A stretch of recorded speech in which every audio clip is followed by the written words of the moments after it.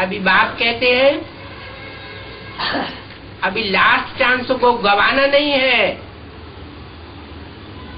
अभी मालाएं तैयार होने वाली है।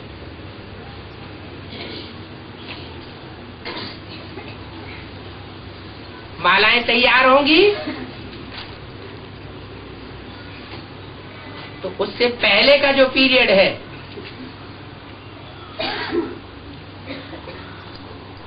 वो बहुत हड़कंप मचाने वाला होगा। अभी भी शांति चल रही है। शांति के टाइम में हर आत्मा अच्छे से अच्छा पुरुषार्थ कर सकती है। ఇప్పుడు తండ్రి అంటున్నారు ఇప్పుడు అంతిమ అవకాశాన్ని పోగొట్టుకోవద్దు అని. ఇప్పుడు మాలలు తయారు కావాల్సి ఉంది. మాలలు తయారయ్యే ముందరి పీరియడ్ ఏదుందో అది చాలా గందరగోళం సృష్టిస్తుంది. ఇప్పటికీ కూడా శాంతి నడుస్తుంది.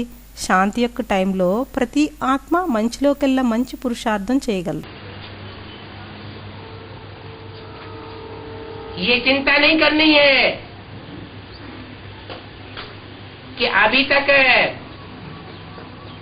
पुरुषार्थ में कुछ बढ़ोतरी तो हो नहीं पा रही है, पीछे ही हटते जा रहे हैं। स्वर्ग कैसे बन जाएगा?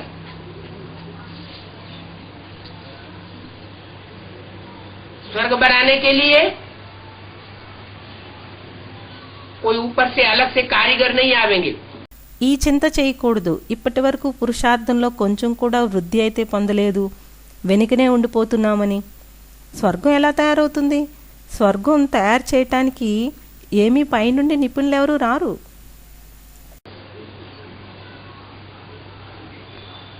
जो बाप के आत्मिक स्थिति वाले बच्चे हैं वो ही संगठन तैयार कर रहे हैं। संगठन का किला ऐसा बन रहा है जिसमें कोई भी विकारी प्रवेश न कर सके। ఎవరు తండ్రి యొక్క ఆత్మిక స్థితిలో ఉండే పిల్లలున్నారో వారే సంఘటన తయారు చేస్తున్నారు. సంఘటన యొక్క కోట ఇలా తయారు చేస్తున్నారు, దానిలో ఏ వికారీలు ప్రవేశించలేరు. अभी तो बाप की सभा में ऐसे लोग आ जाते हैं, विकारी भी बनते रहते हैं, सामने आकर के भी बैठ जाते हैं। देखें इनको पता चलता है कि नहीं पता चलता है। ఇప్పుడైతే తండ్రి సభలోకి ఎలాంటి ప్రజలు వస్తున్నారంటే వికారీలుగా కూడా అవుతున్నారు. ఎదుటకు వచ్చి కూడా కూర్చుంటున్నారు. అంటారు చూద్దాం ఈయనకు తెలుస్తుందా లేదా అని. बाप कहते हैं मुझे क्या दरकार पड़ी है एक एक को जानने की, जो जैसा करेगा वैसा पावेगा। वाइब्रेशन अगर संगठन में खराब होते हैं तो उसका फल उसे भोगना पड़े। తండ్రి అంటున్నారు నాకేం అవసరం ఒక్కొక్కరి గురించి తెలుసుకోవటానికి, ఎవరు ఎలా చేసుకుంటే అలానే పొందుతారు. వైబ్రేషన్ ఒకవేళ సంఘటనలో పాడైతే దాని ఫలితం వారే అనుభవించవలసి వస్తుంది. बाप तो शिवालय बनाने आए हैं, शिवालय बनाने में जो सहयोगी बनेंगे उनको प्राप्ति होगी, जो सहयोगी नहीं बनेंगे वो प्राप्ति से वंचित रह जाएंगे। తండ్రి అయితే శివాలయం తయారు చేయటానికి వచ్చారు. శివాలయం తయారు చేయటంలో ఎవరు సహయోగీలు అవుతారో వారికి ప్రాప్తి ఉంటుంది, ఎవరు సహయోగీలు కారో వారు ప్రాప్తి నుంచి వంచితులవుతారు. अभी नाई के बाल सब आगे आने वाले हैं, दूध का दूध और पानी का पानी होने वाला है।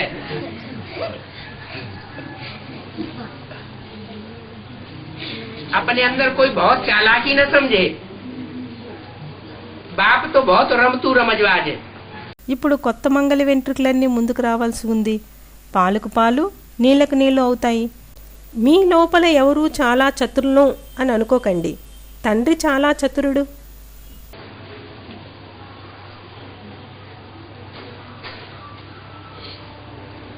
बाप तो हर आत्मा का कल्याण चाहते हैं।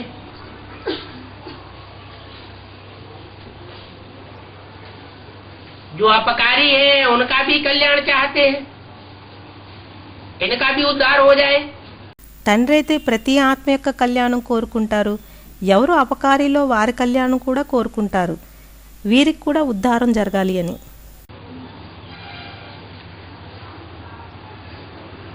लेकिन उद्धार करने वाले पहले अपनी बुद्धि को ऊपर ले जाएंगे। उत्त हर, उत्त माना ऊपर, हर माना हरण करके ले जाना। కానీ ఉద్ధరణ చేసేవారు మొదట తమ బుద్ధిని పైకి తీసుకువెళ్తారు. ఉత్ హర, ఉత్ అనగా పైన, హర అనగా హరణ చేసి పైకి తీసుకువెళ్ళుట. अगर बुद्धि लगातार ऊपर बनी रहे, जैसे हवाई जहाज में जाते हैं तो नीचे की चीजें छोटी छोटी दिखाई पड़ती है, तो जिनकी बुद्धि ऊपर आम रहती है वो नीचे की बातों को छोटा छोटा समझेंगे, हल्का हल्का देखेंगे। ఒకవేళ బుద్ధి నిరంతరం పైనే తయారై ఉంటే, ఏ విధంగా విమానంలో వెళ్తున్నప్పుడు కిందనున్న వస్తువులు చిన్న చిన్నవిగా కనిపిస్తాయి. అయితే ఎవరి బుద్ధి విశ్రాంతిగా ఉంటుందో వారు కింద విషయాలు చిన్న చిన్నవిగా అర్థం చేసుకుంటారు, తేలిక తేలికగా చూస్తారు. इस दुनिया की परेशानियां, इस दुनिया की परिस्थितियां तो बढ़ेंगी, कम नहीं होने वाली है, लेकिन ये उपराम स्टेज एक ऐसी स्टेज है जिसमें कितनी भी परिस्थिति पहाड़ जैसी हो छोटी दिखाई देगी। और जब परिस्थितियां छोटी दिखाई देंगी तो उनके ऊपर विजय प्राप्त की जा सकती है। ఈ ప్రపంచంలోని చికాకులు, ఈ ప్రపంచంలోని పరిస్థితులు ఎక్కువ అవుతాయి కానీ తగ్గేవి కావు. కానీ విశ్రాంతి స్థితి ఇలాంటి స్థితి, దానిలో ఎలాంటి పరిస్థితి అయినా కొండలాంటిదైనా చిన్నదిగా కనిపిస్తుంది. మరియు ఎప్పుడు పరిస్థితులు చిన్నగా కనిపిస్తాయో అప్పుడు వాటిపై విజయం పొందగలరు. जिनकी बुद्धि उपराम नहीं रह पाती है, इस दुनिया में ही बुद्धि लगी रहती है, उनको बाबा चमगादड़ का मिसाल देते हैं।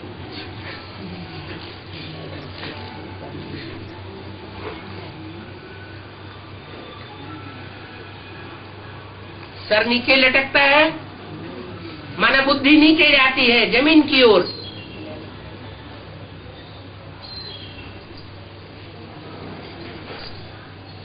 तो जमीन की ओर बुद्धि जाती है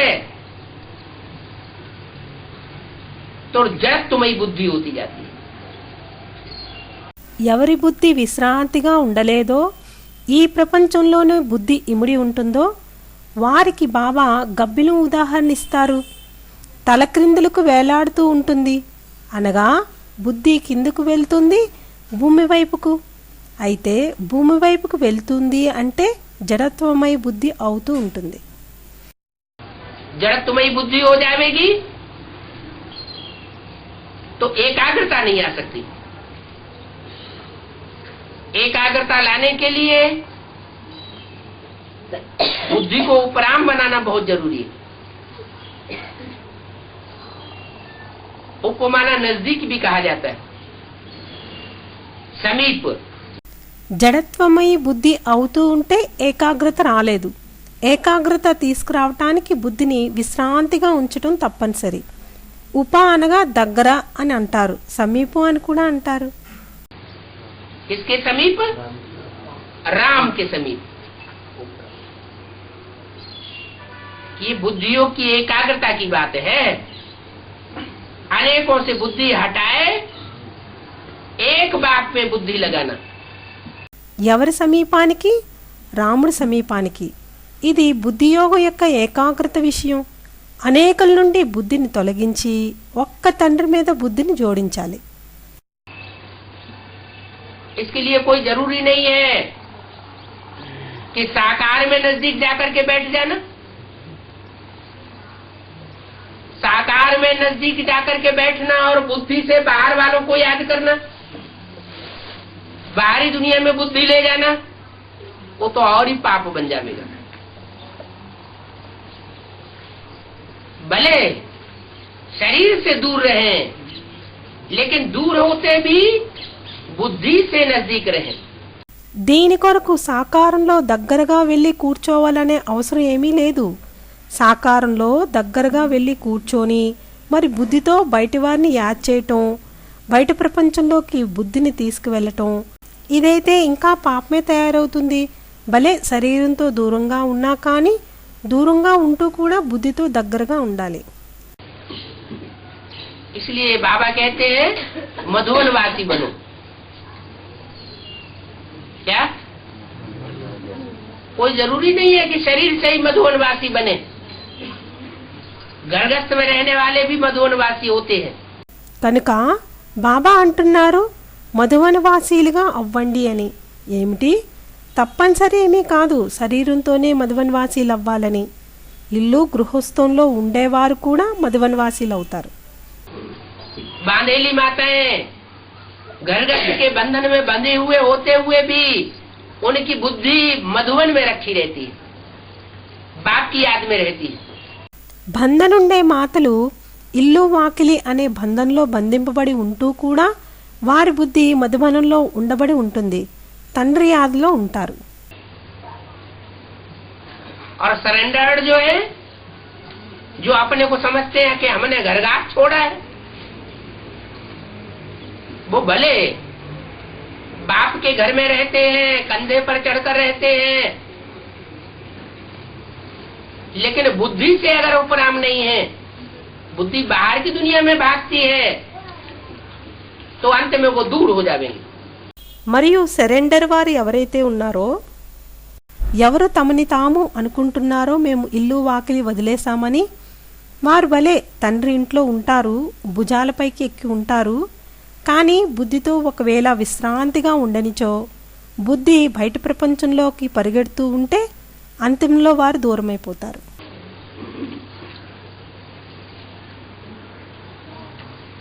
अभी तो सब बच्चों को परमधाम वापस जाना है. कौन से परमधाम में है? निराकारी दुनिया में जाना है,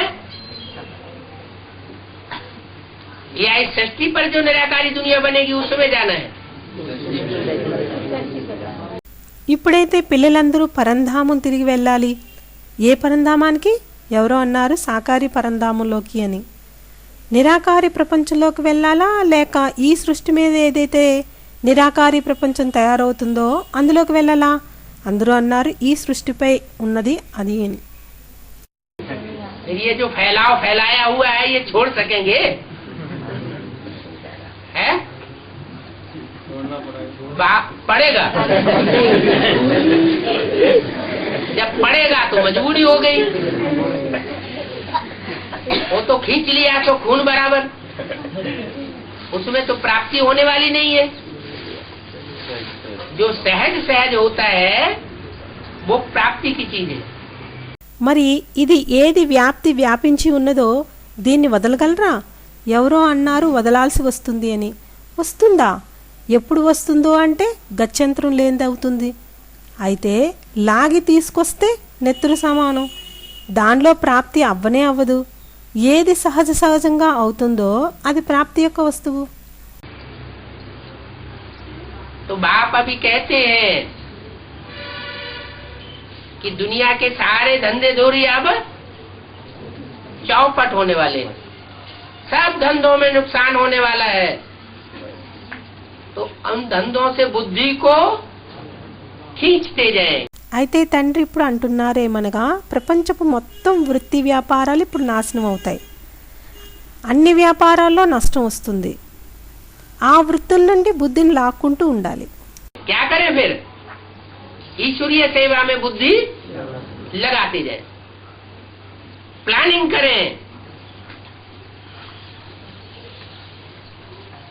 ऐसी ऐसी प्लानिंग जिनकी बुद्धि में चलती रहेगी कि कैसे ऐसे दुनिया से उपराम हुए,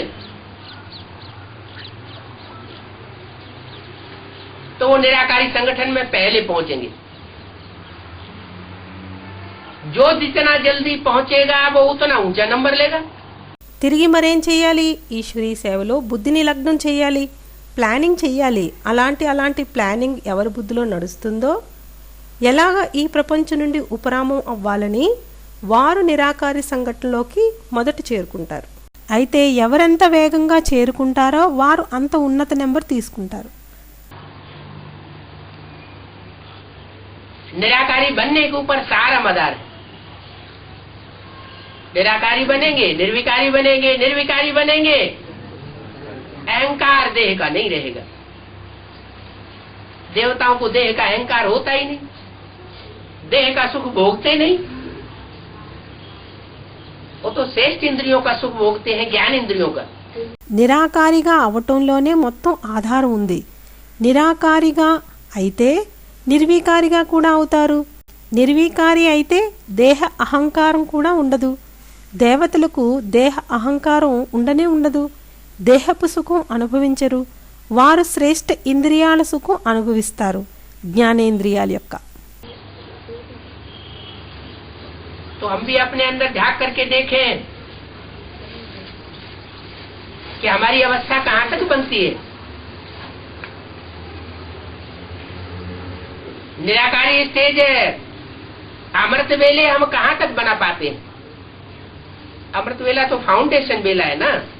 అయితే మనం కూడా మన లోపలకు తొంగి చూసుకోవాలి, మన స్థితి ఎంతవరకు తయారైందని. నిరాకార స్థితి అమృతవేళ మనం ఎంతవరకు తయారు చేసుకోగలుగుతున్నామని. అమృతవేళ అయితే ఫౌండేషన్ వేళ కదా. जैसे संगम युग है फाउंडेशन वेला 84 जन्मों का, ऐसे ही हर दिन के पुरुषार्थ में अमृत वेला है फाउंडेशन वेला। ఎలాగైతే సంగమయుగము పునాది వేళ 84 జన్మలకు, అలాగే ప్రతి రోజుకు పురుషార్థంలో అమృత వేళ అవుతుంది పునాది వేళ.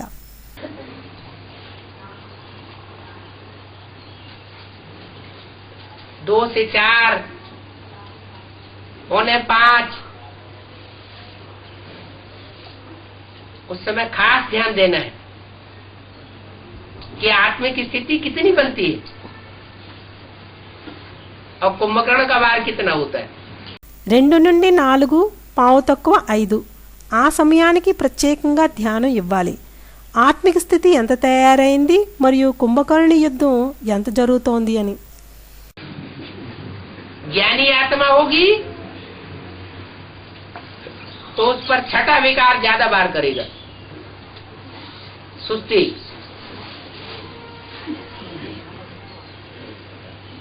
ज्ञानी आत्मा नहीं है तो दूसरे विकार भी काम करेंगे. జ్ఞాని ఆత్మ అయితే వారి మీద 6వ వికారం ఎక్కువ యుద్ధం చేస్తుంది, సోమర్తనం. జ్ఞాని ఆత్మ కాకపోతే ఇతర వికారాలు కూడా పనిచేస్తాయి.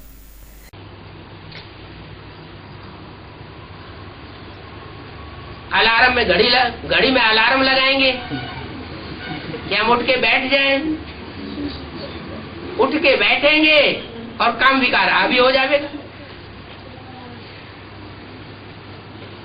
पूर्ति न हुई तो क्रोध विकार आ जाएगा. तो माया ज्ञानियों को नहीं पकड़ती. గడియారంలో అలారం పెట్టుకుంటారు, మేము లేచి కూర్చోవాలని. లేచి కూర్చుంటారు మరియు కామవికారం వశపరుచుకుంటుంది. పూర్తి కానిచో క్రోధ వికారం వస్తుంది. అయితే మాయా జ్ఞానులను పట్టుకోదు. इसको पकड़ती है, अज्ञानियों को पहले पकड़ती है. इसलिए बाप कहते हैं जो जितना ज्ञानी वो उतना बड़ा तेरा. हम समझते हैं वो बड़ा पद पाने वाला है. ఎవరిని పట్టుకుంటుంది? అజ్ఞానులను మొదట పట్టుకుంటుంది. కనుక తండ్రి అంటున్నారు, ఎవరెంత జ్ఞాని అయితే వారంత పెద్దవారవుతారు. మేమనుకుంటాం వారు గొప్ప పదవి పొందేవారని. तो रावण भी तो बहुत ज्ञानी था, तो उसने स्वर्ग में बड़ा पद क्यों नहीं पाया है? हाँ, ज्ञान का मतलब सुनना और सुनाना नहीं,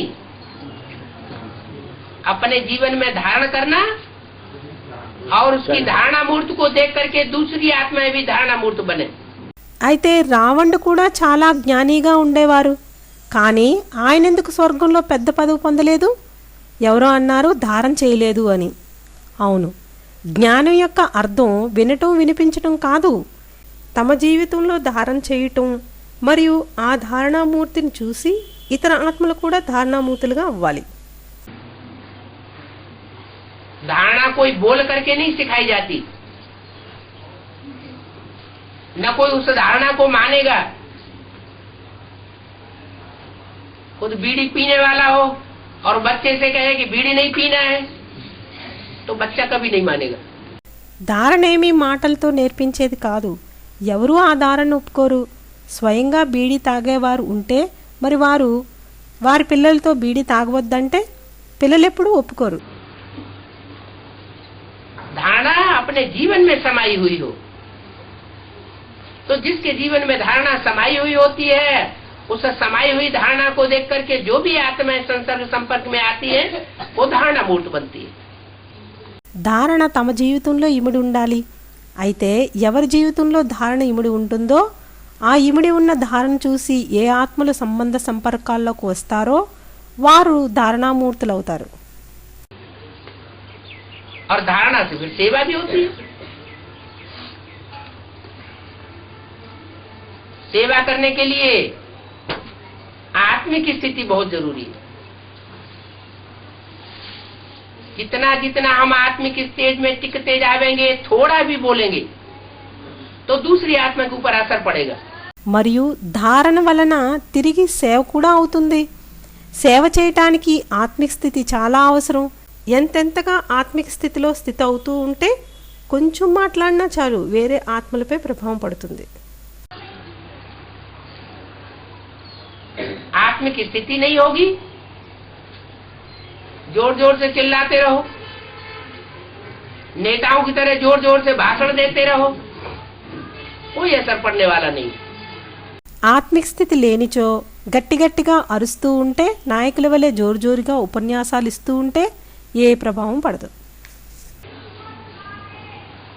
अमृत वेले की जो असली पुरुषार्थ की बात है, वो अगर बुद्धि में बैठ जाए तो बाबा कहते अमृत वेला सुधारा माना सब कुछ सुधारा। అయితే ఇది అమృతవేళ యొక్క అసలైన పురుషార్థపు విషయం. అది ఒకవేళ బుద్ధిలో కూర్చున్నా బాబా అంటున్నారు అమృతవేళ బాగుపడితే మొత్తం బాగుపడినట్లే. अमृत वेला चूके माना सारा दिन का फाउंडेशन बिगाड़ दिया।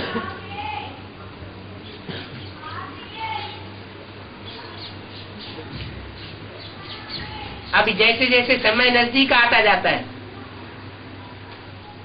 जो पावरफुल आत्माएं हैं उनका अमृत वेला सुधरता जाता है। అమృతవేళ తప్పితే మొత్తం రోజు యొక్క పునాది పాడైపోయినట్లే.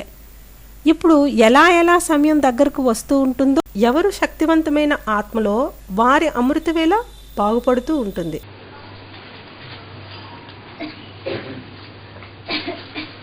जिन्होंने लंबे समय का पुरुषार्थ किया है, उनका पुरुषार्थ रंग जरूर लाएगा। पढ़ाई है ना, ఎవరు చాలా కాలం పురుషార్థం చేస్తారో వారికి పురుషార్థం యొక్క రంగు తప్పక తీసుకొస్తుంది. చదువు కదా. पढ़ाई में जो जितना ध्यान देते हैं तो पढ़ाई उनका सहयोग देती है। ये भी ईश्वरीय पढ़ाई है। ईश्वरीय पढ़ाई में जो जितना अलर्ट रहे, చదువులో ఎవరెంత ధ్యానం పెడితే వారికి చదువు సహయోగం ఇస్తుంది. ఇది కూడా ఈశ్వరీయ చదువు. ఈశ్వరీయ చదువులో ఎవరెంత ధ్యానంగా ఉంటేనే. अभी तो स्थिति ऐसी होती जा रही है कि गीता पाठशालाओं में पढ़ने वाले 5 स्टूडेंट्स भी नहीं दिखाई देते।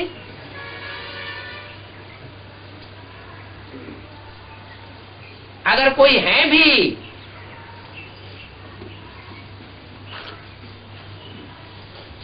तो बूढ़ी बूढ़ी माताएं ऐसी हैं जिनमें ज्ञान तो बुद्धि में उतना नहीं ठहरता है, लेकिन अपनी नियम की पक्की है। ఇప్పుడు స్థితి ఇలా తయారవుతోంది. గీతా పాఠశాలలో చదివే విద్యార్థులు 5 కూడా కనిపించటం లేదు. ఒకవేళ ఎవరైనా ఉన్నా కూడా ముసలి మాతలు. అలాంటి వారిలో జ్ఞానం అయితే బుద్ధిలో అంతగా నిలబడదు, కానీ తమ నియమంలో పక్కాగా ఉంటారు. नियम की परिपक्वता होने की वजह से उनको भी कुछ प्राप्ति हो जाती है।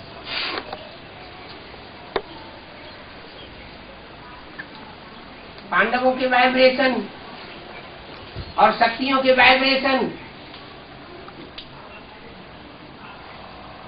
दोनों के बीच में पावरफुल कौन रहता है? నియమం యొక్క పరిపక్వత ఉండటం వల్ల వారికి కూడా కొంచెం ప్రాప్తి ఉంటుంది. పాండవుల వైబ్రేషన్ మరియు శక్తుల వైబ్రేషన్లో ఇద్దరి మధ్యలో శక్తివంతంగా ఎవరుంటారు? ఎవరో అన్నారు శక్తులు అని. क्यों? शक्तियों के वाइब्रेशन में पावरफुल स्टेट क्यों बन सकती है? क्योंकि प्योरिटी की पावर है. विजयमाला में प्योरिटी है, तो प्योरिटी की पावर के कारण काम जल्दी सफल हो जाएगा. ఎందుకు శక్తుల వైబ్రేషన్లో ఎందుకు పవర్ఫుల్ స్థితి ఉంటుంది? ఎవరో ఏదో అన్నారు. ఎందుకనగా పవిత్రత యొక్క శక్తి ఉంటుంది. విజయమాల్లో పవిత్రత ఉంది కాబట్టి ప్యూరిటీ యొక్క శక్తి కారణంగా పని త్వరగా సఫలం అవుతుంది. जो अभी मुरली में बोला कि मिनटों मोटर तैयार होगी, संगठन बनने में देर नहीं लगेगी. अभी संगठन बिखरते क्यों जा रहे हैं? गीता पाठशालाओं में पहले जो ज्यादा से ज्यादा लोग इकट्ठे होते थे, अब वो गीता पाठशालाएं क्षीण क्यों होती जा रही है?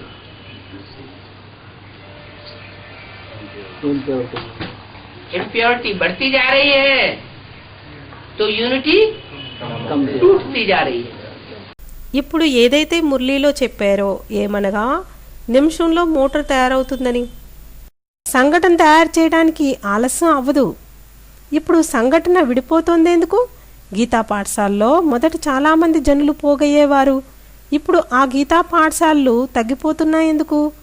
అపవిత్రత పెరుగుతోంది కనుక ఐక్యత తెగిపోతుంది. भले संगठन क्लासेस होते हैं, उन संगठन क्लासेस में भी ज्यादातर बुद्धि तो धामा खाने की तरफ रहती है. कितना भी बताते हैं कि दोपहर को संगठन करो, जैसे ऑफिस में लोग जाते हैं तो 9 बजे खाना खा के जाते हैं, शाम को घर आकर के 10 बजे फिर 9-10 बजे खाना खा लेते हैं. భలే సంఘటన క్లాసులు అవుతున్నాయి. ఆ సంఘటన క్లాసుల్లో కూడా ఎక్కువగా బుద్ధి అయితే తిని బండారాలు తినటం వైపే ఉంటుంది. ఎంతగా చెప్పినా మధ్యాహ్నం సంఘటన చెయ్యండి అని. ఎలాగా ఆఫీస్కి వెళ్ళేటప్పుడు 9 గంటలకు భోజనం చేసి వెళ్తారు, సాయంత్రం ఇంటికి వచ్చి తిరిగి 9-10 గంటలకు భోజనం చేస్తారు. तो हमारा तो भोजन कोई स्थूल भोजन थोड़ा ही है, हमारी स्थूल पढ़ाई भी नहीं है, हमारी तो रूहानी पढ़ाई है. అయితే మన భోజనం అయితే స్థూల భోజనమేమీ కాదు. మంది స్థూల చదువు కూడా కాదు. మందైతే ఆత్మిక చదువు. जिस्मानी पढ़ाई नहीं है तो जिस्मानी भोजन की भी दरकार नहीं है. लेकिन कितना भी बताया जाए, बुद्धि फिर भी धामा खाने की तरफ भागती है. क्योंकि भक्ति मार्ग में 2 तरह के ब्राह्मण होते हैं. శారీరక చదువు కాదు కనుక శారీరక భోజనం యొక్క అవసరం కూడా లేదు. కానీ ఎంత చెప్పినా సరే బుద్ధి తిరిగి తిని బండారాలు తినటం వైపే పరిగెడుతోంది. ఎందుకంటే భక్తి మార్గంలో 2 రకాల బ్రాహ్మణులు ఉంటారు. एक कथा पढ़ने वाले और दूसरे धामा बनाने और खाने वाले. माताओं को तो बहुत रस आता है. बाबा का भी क्लास होगा तो टोली लाके इकट्ठा करके रख देंगी. 2 घंटे क्लास होगा और 1 घंटा टोली खिलाने में जाएगा. ఒకరు కథ చదివేవారు, రెండోవారు తిని బండారాలు తయారు చేసేవారు మరియు తినేవారు. మాతలకైతే చాలా రసానుభూతి ఉంటుంది. బాబా యొక్క క్లాస్ అయ్యేటప్పుడు టోలీ తీసుకువచ్చి ఒక దగ్గర ఉంచుతారు. 2 గంటల క్లాస్ అయితే 1 గంట టోలీ తినిపించడానికి అవుతుంది.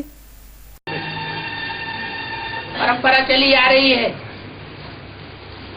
ब्रह्मा कुमारियों से, टोली खाने और टोली खिलाने की, भोग लगाने की, तो परंपरा छूटती नहीं है.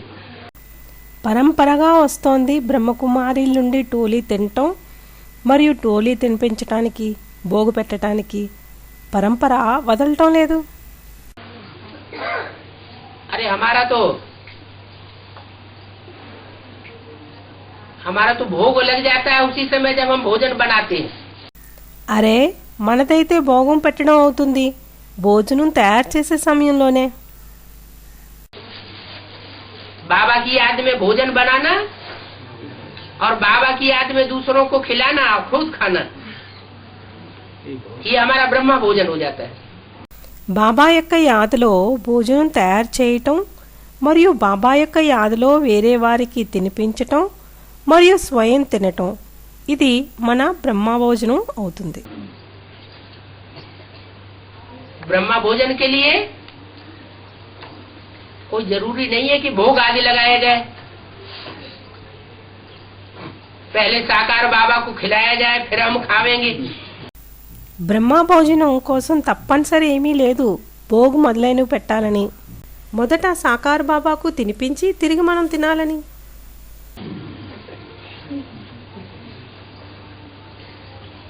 भगवान आता है इस स्थूल भोग का भूखा नहीं है.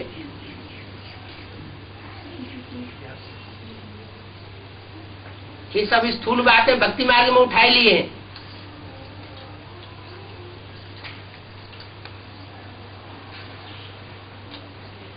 भोगी और योगी रात दिन का फर्क है. భగవంతుడు వస్తే ఈ స్థూల భోజనానికి ఆకలి కలిగిన వారు కారు. ఈ అన్ని స్థూల విషయాలు భక్తి మార్గంలో తీసుకున్నారు.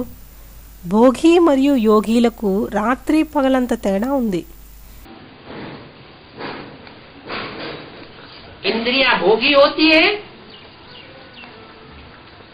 तो योग नहीं लग सकता. और इंद्रियों में जितना जितना योग समाता जाएगा तो भोग की इच्छा ही नहीं होगी.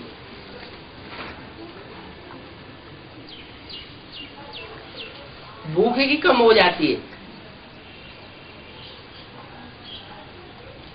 सिर्फ भूख की बात नहीं है,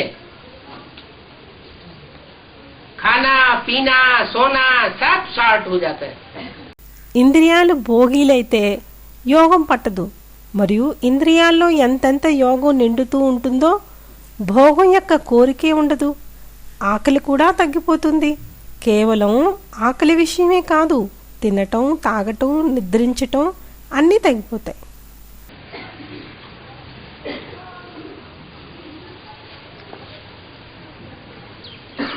अभी तो दुनिया में जो भोजन मिल रहा है वो भी तामसी मिल रहा है.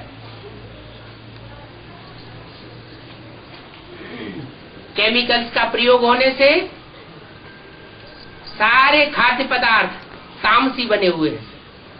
ఇప్పుడైతే ప్రపంచంలో ఏ భోజనం దొరుకుతోందో అది కూడా తామసీదిగా దొరుకుతోంది. రసాయనాలు ఉపయోగించటం వల్ల మొత్తం తినే పదార్థాలు తామసీ అయ్యాయి.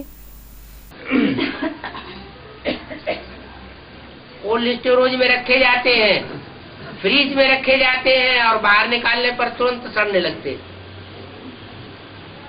कीड़ा पड़ना शुरू हो जाता है, बदबू आना शुरू हो जाती.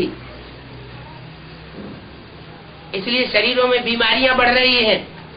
శీతల గిడ్డంగుల్లో ఉంచుతున్నారు ఫ్రిడ్జుల్లో ఉంచుతున్నారు మరియు బయటకు తీయగానే వెంటనే కుళ్ళిపోతాయి. పురుగులు పెట్టడం మొదలవుతుంది దుర్వాసన రావటం మొదలవుతుంది. అందుకే శరీరాల్లో రోగాలు పెరుగుతున్నాయి.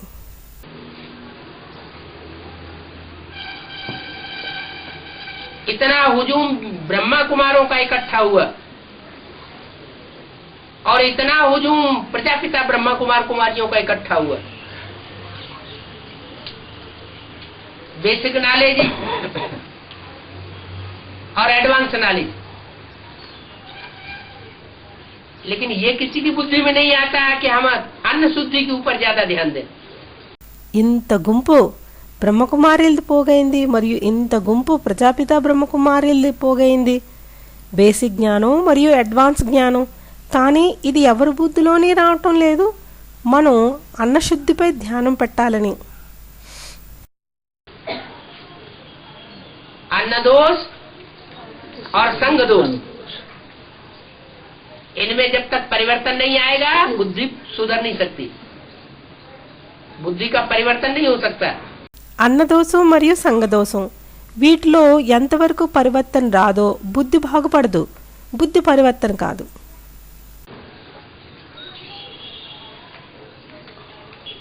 बीकेज में भी और पीबीकेज में भी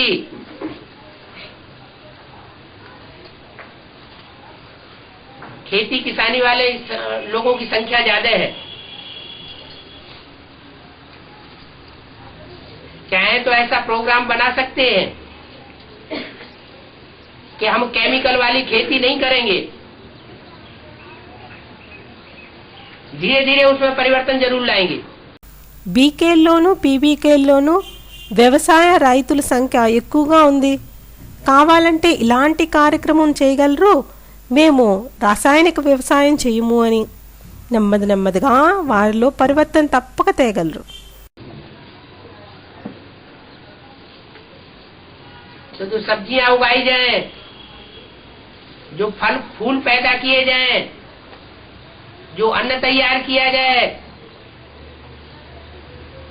वो निरामिष होगा।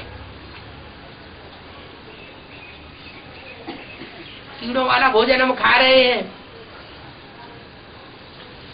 तो बुद्धि कैसे सुधरेगी, सवाल ही पैदा नहीं होता। అయితే ఏ కూరగాయలు మొలకెత్తిస్తారో, ఏ పళ్ళు పూలు పెంచుతారో, ఏ అన్నం తయారవుతుందో అది విషం లేకుండా ఉంటుంది. పురుగుల భోజనం మనం తింటున్నాము, అయితే బుద్ధి ఎలా బాగుపడుతుంది అనే ప్రశ్నే రావట్లేదు. संग दोष का भी यही हाल है।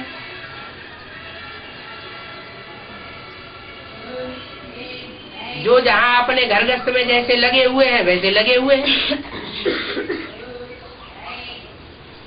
इंतजार कर रहे हैं कब विनाश होगा तब हम देख लेंगे। సంఘదూషాంది కూడా ఇదే పరిస్థితి. ఎవరు ఎక్కడ తమ ఇల్లు గృహస్థంలో ఏ విధంగా మునిగి ఉంటారో అలాగే మునిగి ఉన్నారు. ఎదురు చూస్తున్నారు ఎప్పుడు వినాశనం అవుతుందో అప్పుడు మనం చూద్దామని.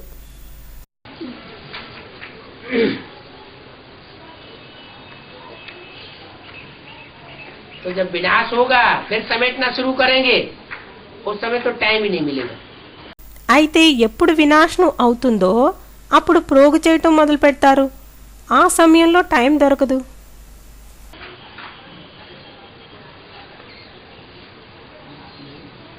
अब बाप आए हैं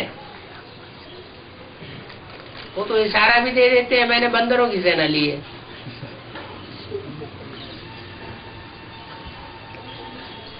कामी, क्रोधी, लोभी, मोही, अहंकारी,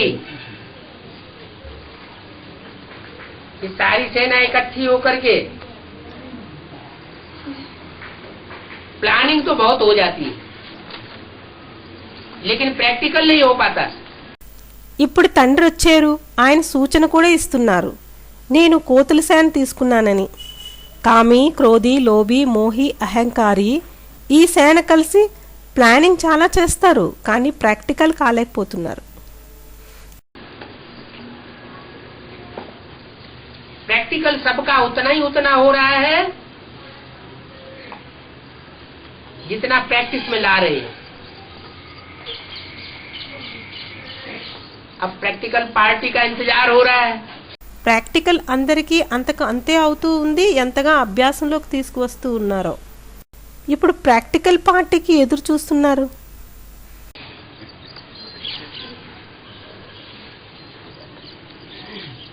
पहली मूर्ति सुनने सुनाने वाली उसको तो 14 साल लग गए प्रत्यक्ष होने में।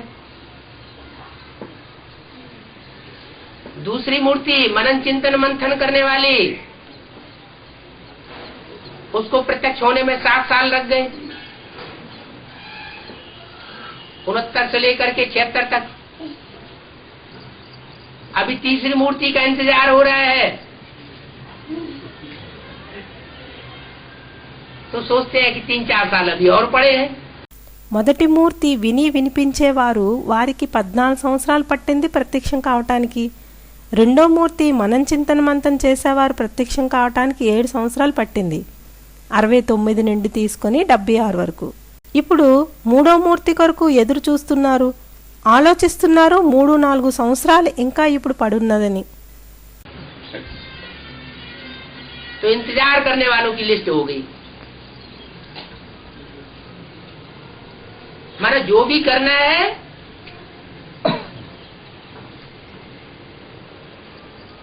वो दूसरों को करना है, हमें नहीं करना है।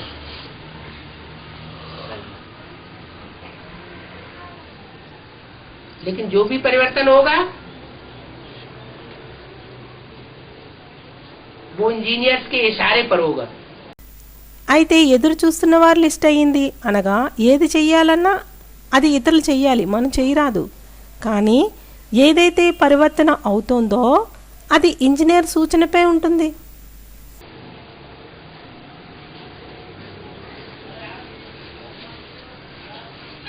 प्लानिंग पार्टी बहुत दमदार पार्टी है।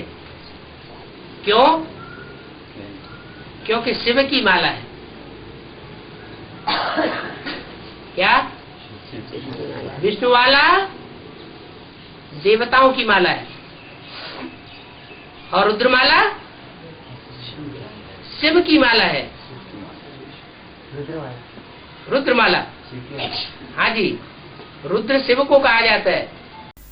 ప్లానింగ్ పార్టీ చాలా దమ్మున్న పార్టీ. ఎందుకనగా శివుని మాల ఏమిటి, విష్ణుమాల దేవతల మాల మరియు రుద్రమాల శివుని మాల. రుద్రమాల ఎవరో ఏదో అన్నారు, అవును రుద్ర అని శివుణ్ణి అంటారు. तो ज्यादा महत्वपूर्ण माला कौन सी हुई?